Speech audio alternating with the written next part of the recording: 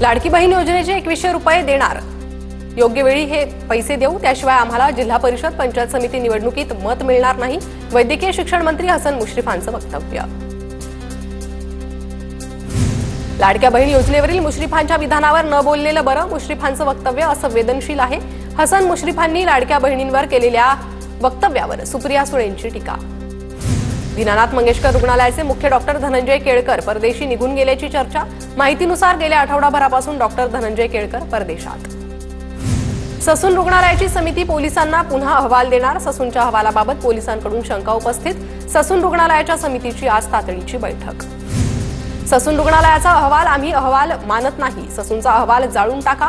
सुप्रिया सुळेंनी ससूनच्या समितीने दिलेल्या अहवालाचा निषेध केला. कोणालाही पाठीशी न घालता कारवाई करा. पुणे गर्भवती मृत्यू प्रकरणी रवींद्र धंगेकरांची मागणी. फडणवीस शिंदे दादांकडे प्रकरणात लक्ष घालण्याची मागणी.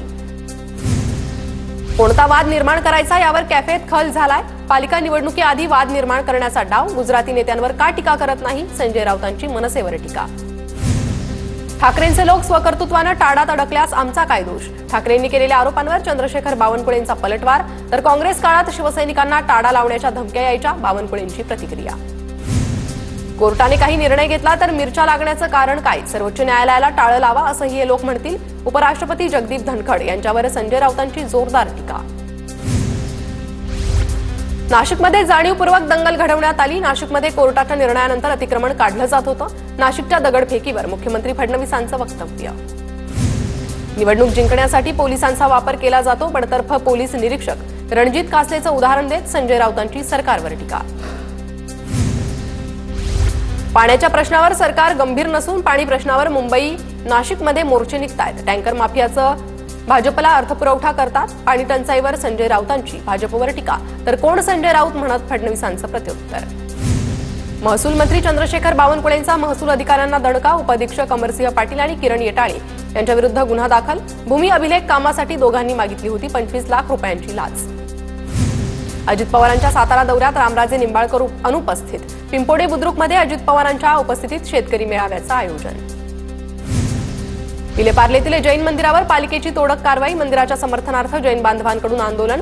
कारवाई केलेल्या मंदिरात जैन बांधवांकडून आरती. मी बोललो तर एकनाथ खडसेंची पंचायत होईल. खडसेंना कायदेशीर नोटीस दिली आहे. एकनाथ खडसेंबाबत आता कोर्ट ठरवेल. खडसेंनी गिरीश महाजनांवर एका महिला अधिकाऱ्यांशी संबंध असल्याचे आरोप केले होते. करमाळ्यातील आदिनाथ कारखान्याच्या मतमोजणीचा पहिला निकाल जाहीर. आमदार नारायण पाटील गटाचा पहिला उमेदवार विजयी. डॉक्टर हरिदास केवारे सलग 6 वेळा सोसायटी मतदारसंघातून विजयी. धाराशिव साखर कारखान्याची 1,10,00,000ची ऑनलाईन फसवणूक. कारखान्याचे चेअरमन असल्याचं भासवत फसवणूक केल्याची माहिती. फसवणूक प्रकरणी 7 आरोपींना धाराशिव पोलिसांच्या ताब्यात देणार. काँग्रेसचे नेते संग्राम थोपटे यांनी आपल्या फेसबुक प्रोफाईलवरील कव्हर फोटो बदलला. पहिल्या कव्हर फोटोवर असणारं काँग्रेसचं चिन्ह नव्याने अपडेट केलेल्या कव्हर फोटोवरून गायब. थोपटेंकडून काँग्रेसला रामराम ठोकल्याचे संकेत. कोल्हापुरातील जिल्हा मध्यवर्ती बँकेकडील सर्व सहकारी साखर कारखान्यांची महिनाभरात श्वेतपत्रिका काढणार. बँकेचे चेअरमन आणि मंत्री हसन मुश्रीफांची माहिती. अहिल्यानगरच्या श्रीगोंदा येथील संत शेख महम्मद महाराज मंदिर जीर्णोद्धारावरून सुरू असलेला वाद थांबेना. देवस्थान विकासास आमचा कोणताही विरोध नसल्याचं अमीन शेख यांचं स्पष्टीकरण. सिंधुदुर्गच्या सावंतवाडी तालुक्यातील अनधिकृतपणे सुरू असलेल्या कात कारखान्यावर वन विभागाचा छापा. कारवाई करत कारखाना सील केल्याची माहिती. तर कोणतीही नोटीस न देता चुकीच्या पद्धतीनं कारवाई केल्याचा आरोप.